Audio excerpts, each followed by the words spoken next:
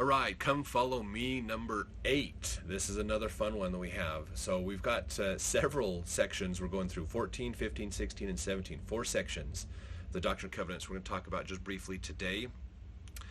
These are more sections I don't have a lot of notes on.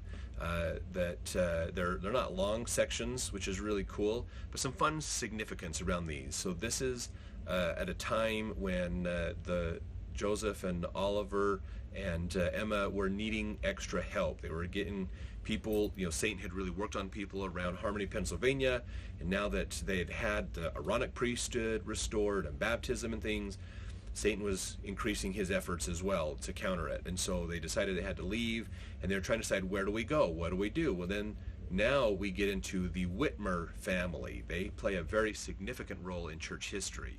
So as we get into their story, as they're now coming into helping with the gospel, and they really wanted to help the gospel out in the translation of the Book of Mormon and be a support. And what a great example for this family, for us, to look at how were they dedicated to do things. Now, if I remember right, in the Saints, there are several stories around the Whitmer family and how they had some miracles, some big miracles to help them in their efforts, basically, and how God really blessed this family out and did some things. So a couple of those stories that I'm not sure if all the stories are in the book The Saints. You might have to look up these in other areas as well. Just realize The Saints, the New Church History, is a really good book, but it's not comprehensive. It doesn't contain everything. In fact, I've been going back through the B.H. Roberts Church History, and there's some different stories in there that they didn't put in the Saints. So even going back and reading the B.H. Roberts church history that he put together is still an important one. It still is good. There's still some good things to think about from there as well. I love the new ones. They add a lot more depth to the church history than what B.H. Roberts did, but it's not everything that's out there, basically. So there's other stories and experiences that are there, even in family journals. Look back in your family's genealogy and understand what are the stories of your ancestors that came through in those time periods as well. So there's some fun things you could learn there also.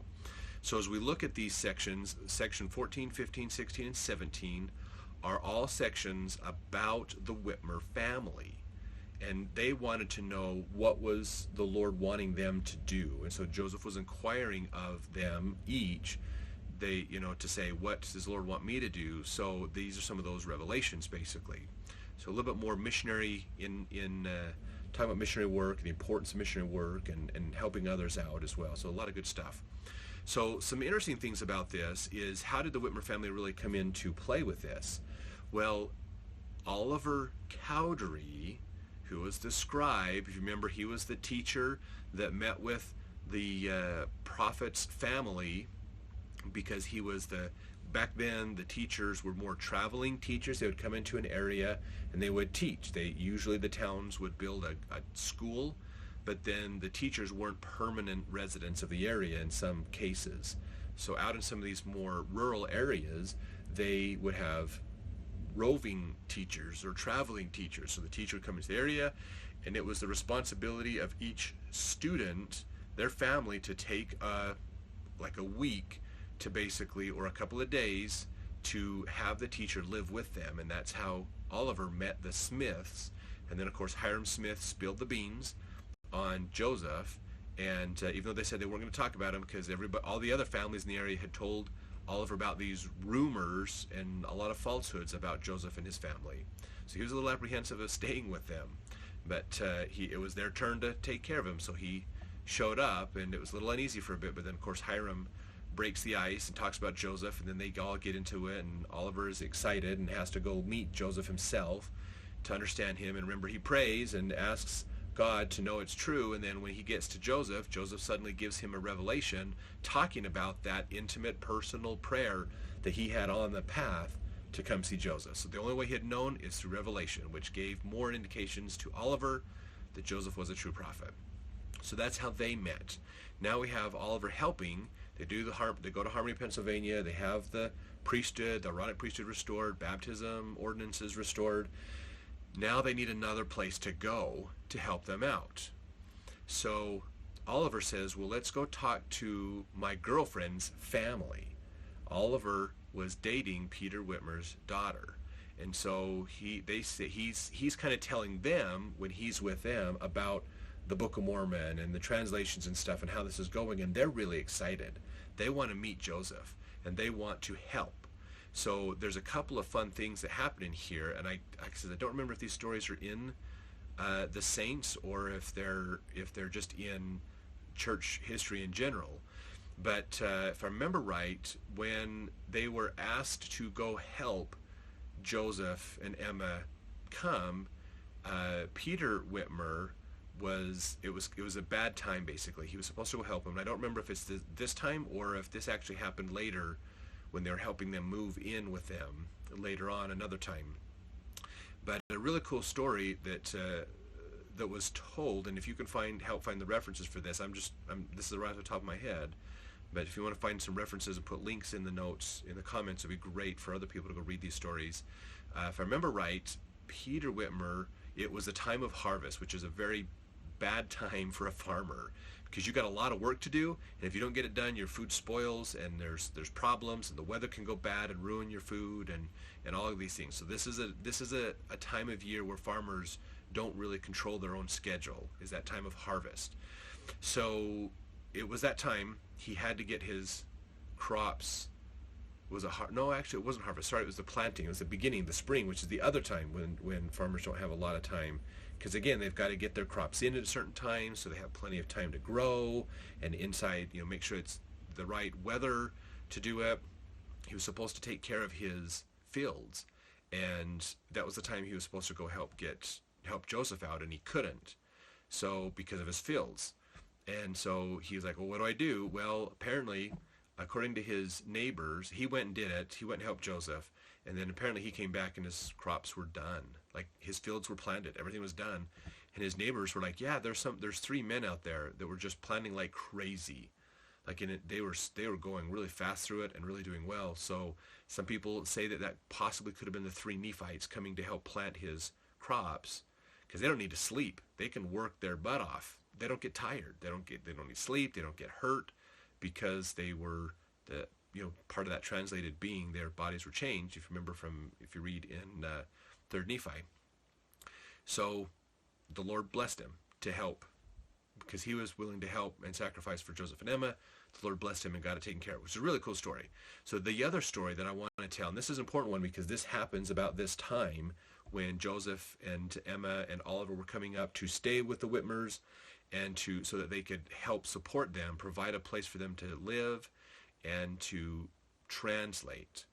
And this is a really cool thing. So they let them stay in the barn, basically. They didn't have room in their house, so they let Joseph and Emma stay in the barn.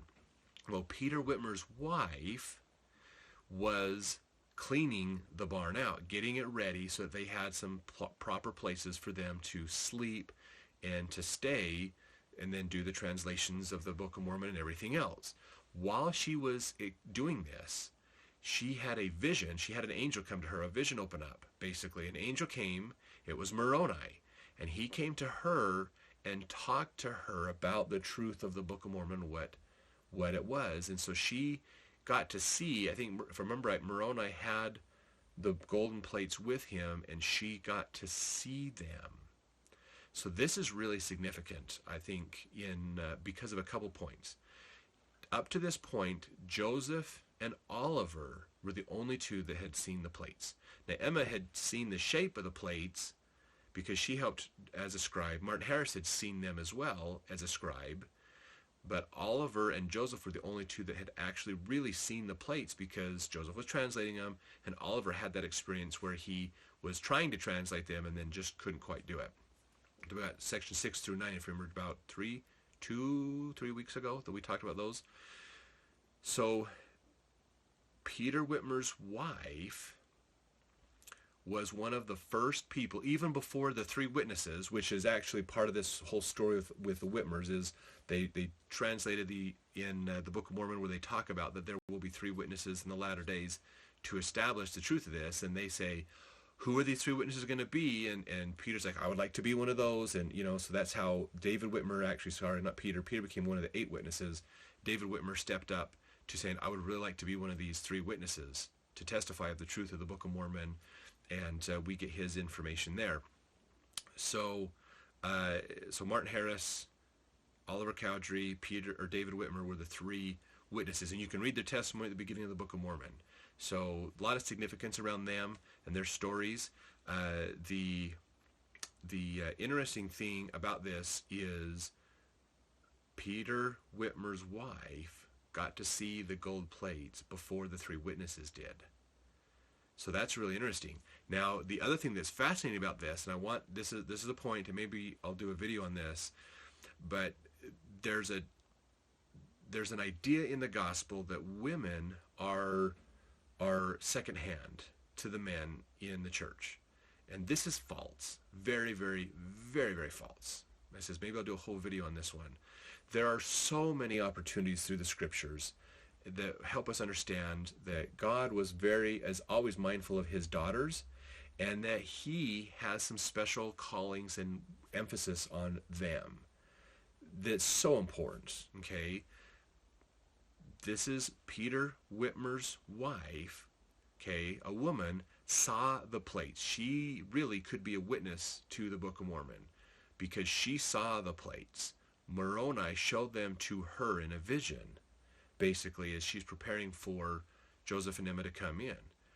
That's cool. He helped her to see these. So really, a woman became one of the first witnesses outside of Joseph and Oliver of the truth of the gold plates.